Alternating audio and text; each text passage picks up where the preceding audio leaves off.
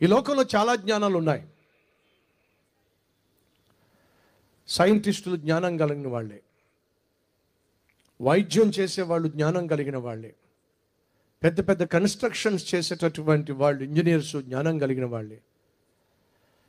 ఇప్పుడు ఐటీ వచ్చింది, information technology వచ్చింది, మహాజ్ఞానం. ఒకప్పుడు ఫోన్లో మాట్లాడాలి అంటే ట్రంక్ బుకింగ్, మనం ముందుగా బుక్ చేసుకోవాలి. ఆ రోజు కలిస్తే కలుస్తుంది, లేకపోతే నెక్స్ట్ డే కలుస్తుంది. అప్పుడు కబురు పెడతారు మనకి, లైన్ కుదిరింది, లైన్ కలిసింది, రండి అని చెప్పి అంటారు. అప్పుడు గబగబా వెళ్ళి మనం ఎవరితో మాట్లాడాలని ఆశపడుతున్నామో వాళ్ళతో మాట్లాడేవాళ్ళు. అది కూడా గ్రామంలో ఒకే ఒక ఫోన్ ఉండేది. అది ఎప్పుడో కాదండి, సుమారు 35 years బ్యాక్. ఎంతమందికి తెలుసో ఒకసారి చూపిస్తారా ట్రంక్ బుకింగ్ అనేది ఉందని? ఎస్, ట్రంక్ కాల్ అనేవాళ్ళు దాన్ని. ఇప్పుడున్నటువంటి జనరేషన్కి ట్రంక్ కాల్ అంటే ఏమిటో తెలియదు. రాబోయే రోజుల్లో కోడి అంటే కూడా తెలియదు.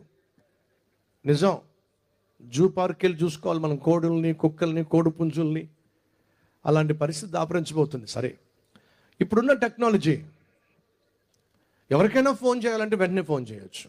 అమెరికాలో ఉన్నా, ఆస్ట్రేలియాలో ఉన్నా, ఆఫ్రికా ఖండంలో ఉన్నా, ఆసియా ఖండంలో ఉన్నా, క్షణంలో మీ అమ్మాయితో మీరు మాట్లాడొచ్చు, కళ్ళ ముందు చూడొచ్చు, వీడియో కాల్ చేయొచ్చు. మహా గొప్ప టెక్నాలజీ.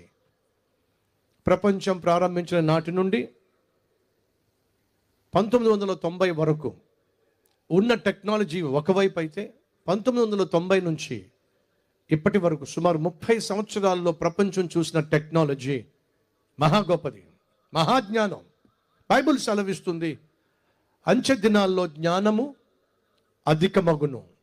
అంచె దినాల్లో మనం ఉన్నాం అని చెప్పడానికి మనందరికీ తెలిసిన ఒక అద్భుతమైన ఒక సత్యం ఏమిటంటే మహాజ్ఞానం. కానీ ప్రియ సహోదరి సహోదరులు, ఈ లోకంలో ఉన్న అన్ని జ్ఞానాల కంటే గొప్ప జ్ఞానం ఏదైనా ఉంది అంటే మనిషి తనను సృష్టించిన సృష్టికర్త ఎవరో తెలుసుకోవడమే అసలు సిసలైన జ్ఞానం. మనిషి ఒకరోజు మరణిస్తాడు, కానీ మరణించిన తర్వాత అసలు సిసలైన ప్రపంచం ప్రారంభం కాబోతుంది. ఇది చాలామందికి అర్థం కానటువంటి మహా గొప్ప సత్యం. కోడిగుడ్డు మనం చూస్తాం, లోపల చిన్న బిడ్డ అంటే కోడి పిల్ల ఆ గుడ్లో ఉంటుంది. కోడిగుడ్డులో ఉన్నటువంటి కోడి పిల్ల అనుకుంటుంది, ఇదే నా ప్రపంచం, ఇదే నా లోకం, ఇదే నా సర్వస్వం, ఇదే నా సమస్తం అనుకుంటుంది లోపలుండి. కానీ 21 days అయిపోయిన తర్వాత ఆ గుడ్డులో ఉన్నటువంటి పిల్ల ఆ పెంకును పగలగొట్టుకొని బయటకు వస్తే మహాప్రపంచాన్ని చూస్తుంది. ఒప్పుకోరా?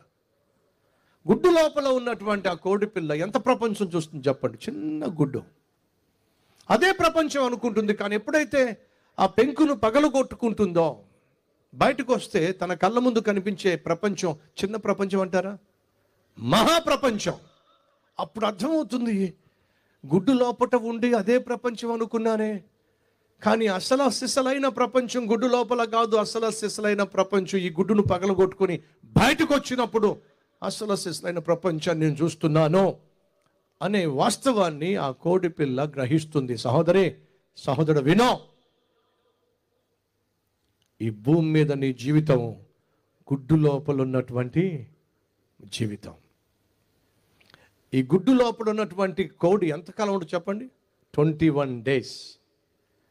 ఎంతకాలం బ్రతుకుతుంది చెప్పండి? క్రిస్మస్ వచ్చేంత వరకు.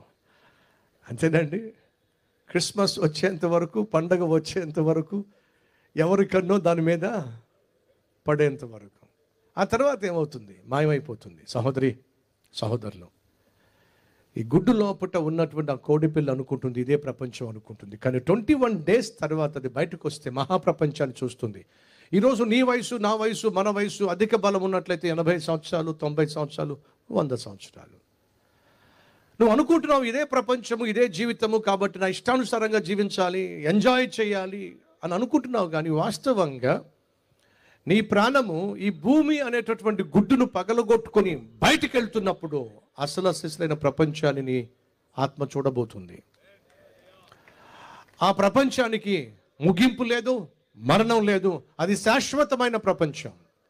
అది దేవుడు నివసించేటటువంటి ప్రపంచం, దేవుడు ఉండేటటువంటి లోకం. దాన్ని బైబిల్ సెలవిస్తుంది పరలోకము. ఏమిటది?